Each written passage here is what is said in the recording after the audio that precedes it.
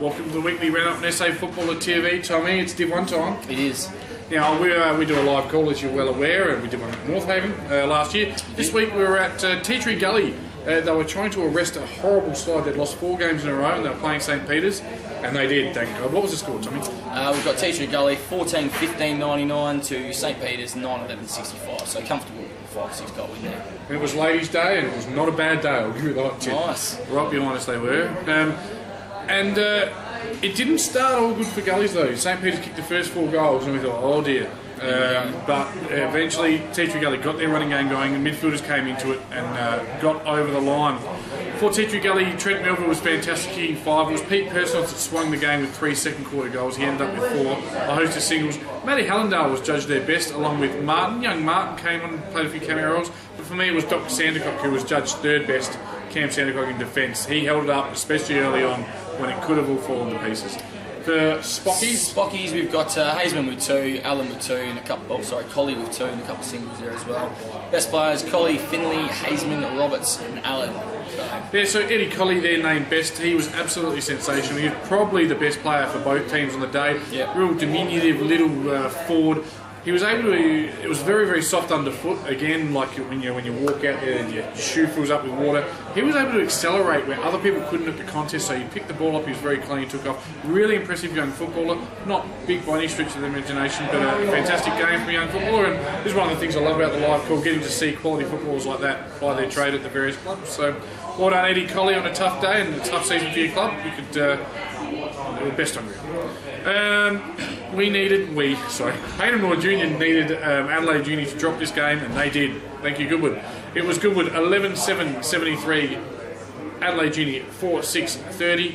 It sounds one-sided, 43 points. 4 points in at 3/4 time. 4 points in at 3/4 time, and Adelaide Junior had more scoring shots, but they didn't fire a shot in the last quarter. And it was the Eric Kells show. Eric Kells kicked 6 goals, a lot of those in the last quarter. Hughes was the only other multiple with 2, and it was Eric Kells, Jack Carter, and Lucky Stanton, the better players for Goodwood. And for the Black Caps, we've got Offie, Dads, Schultz. Black Caps. Is that what the cricket team's called? Yes. Yeah, and do you know what the basketball team's called? New Zealand basketball team? The Tall Blacks. Tall Blacks, there you go. No relevance to Adelaide Union at all there. Well, it's a long bow to draw, but... Cunningham, Painter, Taylor, and Noonan in the best for unis. Yeah, and Connor Noonan, they're having a good season since coming into the senior team at Adelaide Uni. Well, we probably should have called this game as our good friend goes past behind producer Luke Hosey. And it was Modbury 9-7-61, Ross Trevor 7-11-53. Upset of the season, this one. Yeah, that's a huge win, isn't it? Modbury keeping their relegation chances alive. They've now moved 2 games clear of St Peters. They should be probably enough with 3 games to go. Is it 2 games to go? 3 games to go? That's huge. 3 games to go. It's massive, mate. Who would have thunked it? Again, good kicking is good football, less scoring shots, but they got the job done. Well done, Modbury. Yeah, a few of their midfielders apparently have come back, and you do grow a bit taller when your better players come into the team, and obviously it changed a bit of structure. And first time this year that, to me, it's obvious just by looking at the best players, the Ross Trevor midfield got touched up, so they'll learn from that. For Modbury, it was Verity with 4, Ronnie Rankin Jr. kicking 2, Bennett, Burns and Verity were the best player. Interesting as well, Davey in the best player. He is their gun midfielder. So yeah. And Ross Trevor got Kamain with 3, Fantasia, Bacanello, Allen all singles there. The best players were Jordan. You didn't mention Tommy Hurley, handsome Tom Hurley. That's the only one. Sorry, I didn't know he was handsome. Yeah, that's what he calls himself. Handsome Tom Hurley with the goal as well. Jordan Jonas, Allen Jonas, and Bacanello. Yes. Look again. The loss probably isn't going to hurt Ross Trevor too much. They get back on the Wizards. 2 games clear, percentage as well. They're going to finish top, you would think. They're going to play somewhere in the grand final. I'm leaning towards PAC. We'll see how it pans out. Speaking of PAC, they brained Port District early. I haven't even got the game up yet. I know that for a fact. Yeah. 6-6 to 4 points at half time. They were too good. They ended up winning 15-12-102. Port District 10-7-67. They are an impressive unit coming together. Greats was best on ground for the 2nd week in a row. His season's form has really started to He's been great. hit a peak. He has been great. Oh, there's only one funny bloke here, mate. It's meant to be me. Rocky Castro was in there, and his brother was also pretty great, wasn't he? Siebel's kicked 3, Jakey Pitt, the former Glenelg boy, kicking 3, a lot of former Glenelg boys in the PAC unit, probably why they're so good. Greats and Ollie Clark. So Ollie Clark kicking 2. For Port District. Port District lads, we've got Rosenthal with 3, Batty with 3, Gaffney, Williams, Niskus with singles, and the best players with Carlisle, Gaffney, McNamara, Rosenthal and Williams. So is that Rowdy Rosenthal? I think it is Rowdy. Sir talks a lot? Yeah, I think it is Rowdy. Did an interview this week, so watch out for that on SA Football TV. Could not shut him up. Stuff.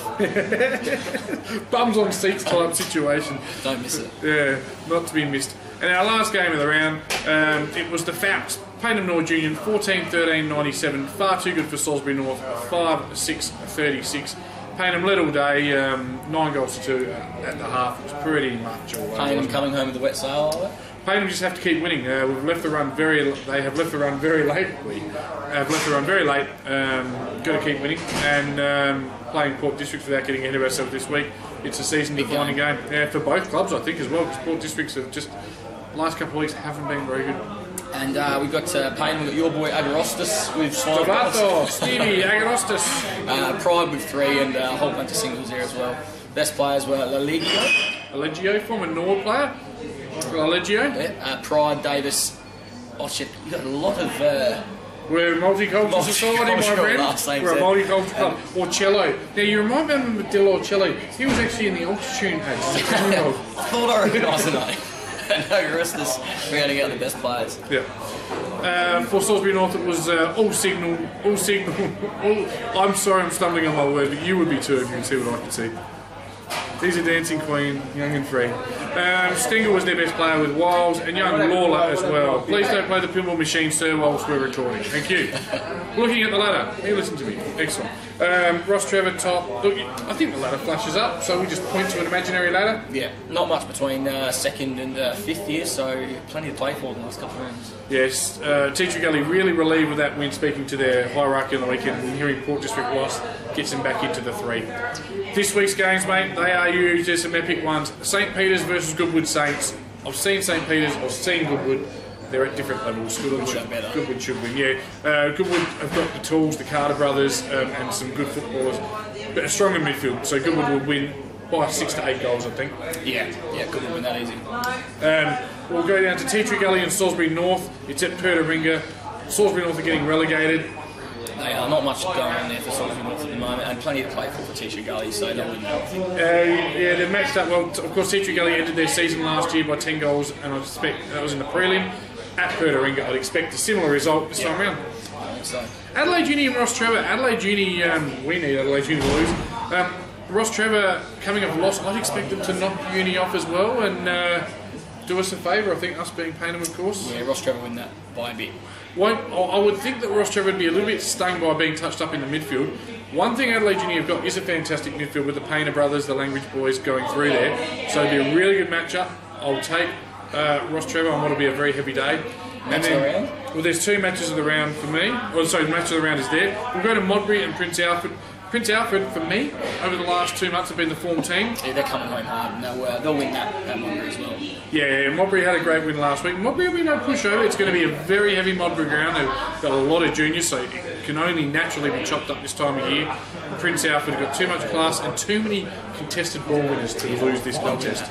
And this next game is game of the round, not just because I'm a Payneham boy, but Port District versus Payneham is huge. Port District they won't drop out of the 5 this week, but they can go damn close. Down, yeah. They can go damn close to dropping out the 5, and with 3 rounds to play, they wouldn't want that. Payneham simply, well, they could potentially be in the 5, unlikely based on the results. It's all or nothing this week, isn't it, for Payneham? So the problem with Payneham, we expect Goodwood to beat St Peter's, so in the 3rd to last round, with 2 rounds to go, you wouldn't want to be 2 games outside the 5. No, you're not. This is kitchen sink material. The problem Payneham have got is one thing. The last 3 times they played Port District, I know Port District touched us up. The 2 times before that, we absolutely smashed them. Port Districts as well, tough. Yeah, Port Districts know their top 3 chances are still alive. They must win this. Plenty on line for both teams in this one, but Districts at home, I think. I'm sorry, mate. Mate, I'm here to, obviously I'm a Pain and Life member, I love the club, I've said it to death, you don't need to hear it again. But I'm here to give my analytical opinion. I think Port District's will win this game forward. I'm not happy about it. It sucks. I hope I'm wrong. I'm happy with the guy that keeps dancing past me on the camera. But no, look, Port Districts they've come of age this year. They've got them going. Rosenhall, we have plenty of boys out there. Plenty of good footballers at Port District. And at home, they're just a very hard unit to beat. I guess I feel like I need to try and justify it, but that's my tip. Yeah. Thanks for watching the weekly roundup on Division 1. Thanks for being with us tonight for the 7 divisions time. It's been a pleasure. Hope you can join us again sometime. Thank you, sir. Handshake's going to go good now, isn't it?